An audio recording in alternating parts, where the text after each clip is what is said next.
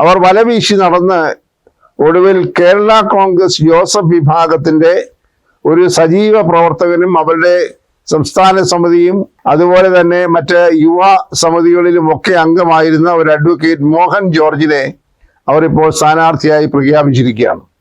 ഈ advocate Mohan George ഇന്നലെ വരെയും കേരള കോൺഗ്രസ് ജോസഫ് ഗ്രൂപ്പിലെ മുൻനിരയിൽ പ്രവർത്തിച്ച ഒരാളാണ്.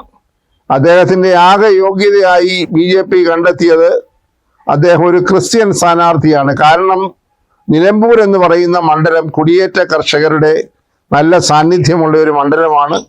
അതിൽ ഭൂരിപക്ഷവും ക്രിസ്ത്യാനികളാണ്. അപ്പോൾ ഒരു ക്രൈസ്തവ സ്ഥാനാർത്ഥിയെ നിർത്തിയാൽ അവർക്ക് നല്ല വോട്ടൊക്കെ നേടിയെടുക്കാമെന്നുള്ള ഒരു കണക്കൂട്ടലിലാണ് ഇപ്പോൾ ഈ മോഹൻ ജോർജിൽ എത്തി നിൽക്കുന്നത്. മോഹൻ ജോർജ് BJPയിൽ അംഗത്വം പോലും ഇല്ലാത്ത ഒരാളാണ്. അപ്പോൾ BJPക്ക് ഉണ്ടായ ഒരു ഗതികേട് എത്ര വലുതാണ് എന്ന് ആലോചിക്കേണ്ടി വരുന്നു.